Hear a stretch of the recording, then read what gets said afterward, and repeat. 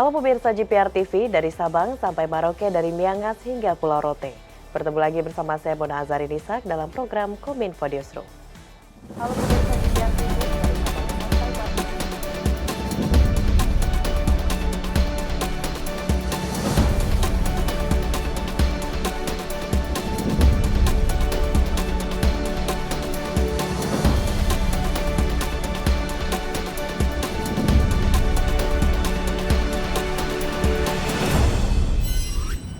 Pemirsa, kita ke informasi pertama. Dirjen Pengendalian Perubahan Iklim Kementerian Lingkungan Hidup dan Kehutanan, Laksmi Dewanti, memaparkan terkait pencapaian yang sudah mendapat kesepakatan dalam Konferensi Iklim PBB ke-27.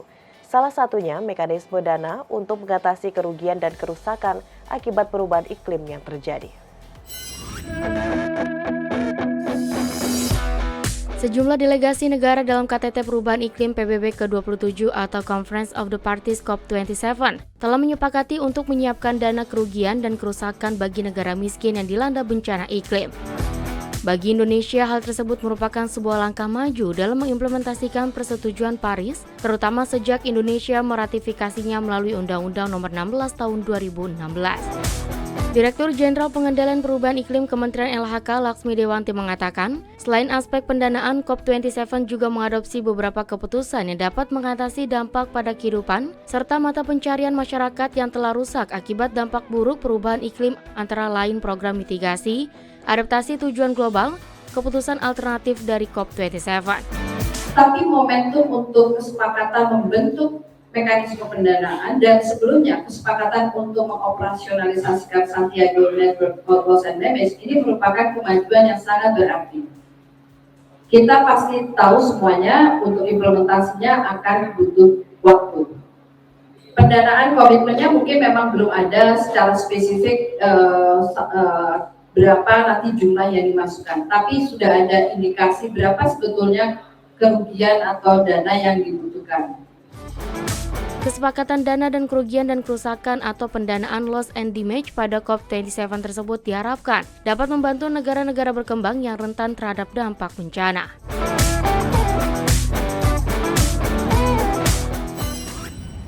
Informasi selanjutnya pemirsa, presidensi G20 tahun ini mengedepankan 3 isu prioritas, yakni arsitektur kesehatan global, transformasi digital dan ekonomi, serta transisi energi berkelanjutan. Menteri Keuangan Sri Mulyani membeberkan tindak lanjut agenda prioritas presidensi G20.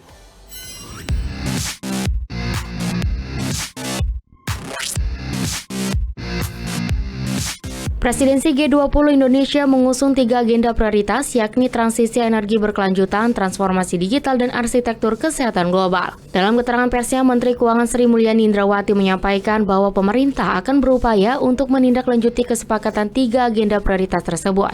Pertama, melalui mekanisme platform transisi energi yang bekerjasama dengan PLN akan didukung melalui kebijakan, termasuk insentif-insentif baik perpajakan maupun non-perpajakan, dan telah mencapai kesepakatan kerjasama saat KTT G20 mencapai 20 miliar US dollar. Kedua, bersama dengan Menteri Kesehatan, KTT G20 Indonesia telah menyepakati Pandemic Fund senilai 1,5 miliar US dollar. Serta proposal penggunaan dana tersebut nantinya tidak hanya untuk Indonesia saja, melainkan untuk kerjasama antar negara. Ketiga, terkait transformasi digital, Menkyu mengungkapkan pemerintah terus mendorong inklusi keuangan dengan berbasis digital, dengan meluncurkan payment sistem kerjasama di antara negara-negara ASEAN dan akan terus mendorong financial inclusion bagi lembaga keuangan baik yang bank maupun non-bank. Untuk follow up dari G20, terutama tadi yang menyangkut 3 area yang merupakan prioritas Indonesia. Satu, dan memang ini komitmennya paling besar, adalah mengenai transisi energi. Seperti diketahui bahwa di dalam G20 telah diumumkan mengenai Just Energy Transition Partnership. Itu sebesar 20 billion US dollar.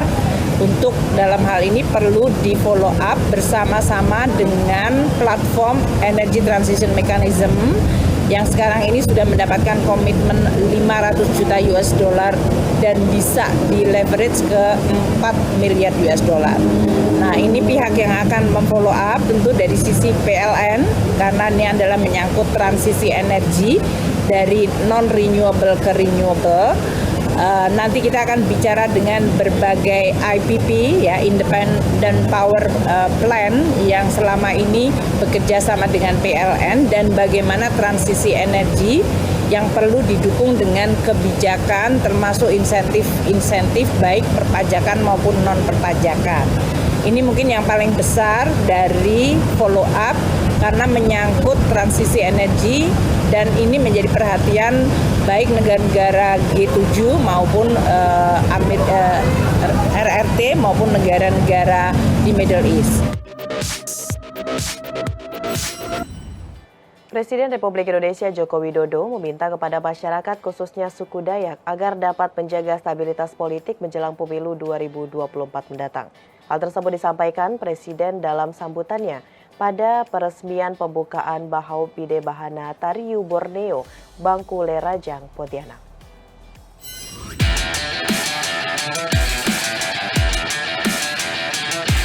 Presiden Republik Indonesia Joko Widodo melakukan kunjungan kerja ke kota Pontianak, Kalimantan Barat, Selasa 29 November 2022.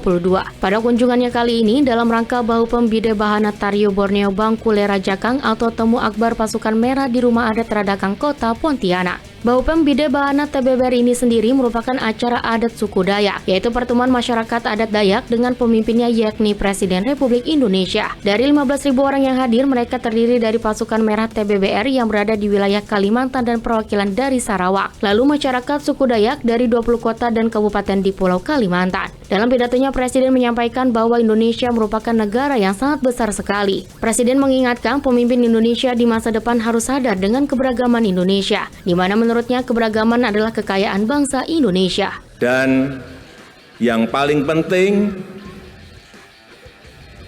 pemimpin Indonesia sekarang ke depan dan ke depannya lagi, siapapun harus menyadari bahwa Indonesia ini beragam. Harus sadar mengenai keberagaman Indonesia yang berbeda-beda, yang beragam. Karena buat kita, keberagaman itu adalah kekayaan besar bangsa kita. Benar? Di kesempatan tersebut, Presiden juga meminta kepada masyarakat, khususnya suku Dayak, agar dapat menjaga stabilitas politik menjelang pemilu 2024 mendatang. Presiden juga mewanti-wanti agar jangan ada adu domba dalam pemilu 2024, sebab adu domba akan menjadikan bangsa Indonesia terpecah belah dan merugikan banyak pihak. Jangan sampai ada yang gesekan. Hindari, jangan sampai ada yang benturan. Hindari, jangan sampai ada yang apalagi mengadu domba. Hati-hati, sekali lagi, kita ini beragam suku, 714 suku, banyak sekali. Jangan sampai ada gesekan di tahun politik. Semuanya harus menjaga stabilitas keamanan. Negara ini harus aman. Setuju? Sehingga pemerintah bisa menjaga dan meningkatkan pertumbuhan ekonomi kita semuanya. Informasi selanjutnya, pemirsa, peringatan Hari Ulang Tahun Korps Pegawai Republik Indonesia atau Korpri ke-51 tahun mengambil tema Korpri Melayani, Berkontribusi dan Berinovasi untuk Negeri. Mendagri Tito Karnavian selaku Dewan Pembina Korpri menyampaikan peringatan tersebut sebagai introspeksi dan memperbaiki kinerja yang telah Korpri jalankan selama 51 tahun. Korps Pegawai Republik Indonesia atau Korpri memasuki usia 51 tahun.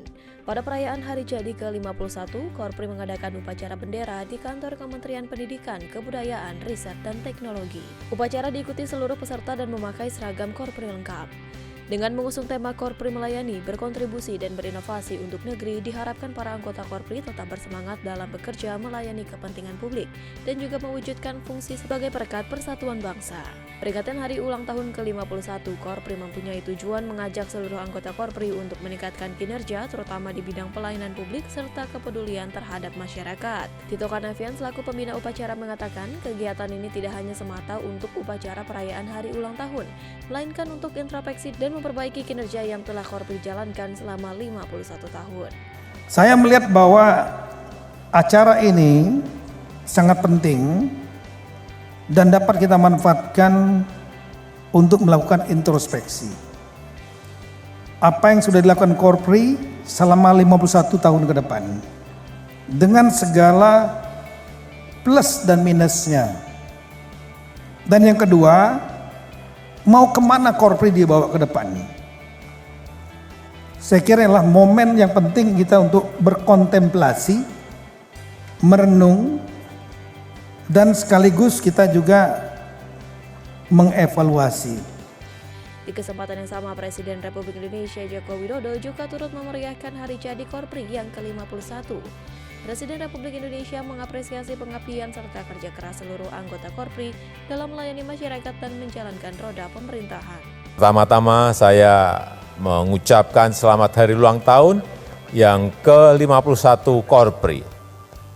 Saya mengapresiasi dharma bakti, pengabdian, dan kerja keras seluruh anggota Korpri dalam melayani masyarakat dan menjalankan roda pemerintahan, terutama dalam 2 tahun terakhir akibat pandemi COVID-19 yang berdampak pada ekonomi nasional, dan berkat dukungan dan upaya seluruh elemen bangsa termasuk Korpri, alhamdulillah kita sudah mulai pulih, sudah mulai bangkit kembali membangun perekonomian Indonesia.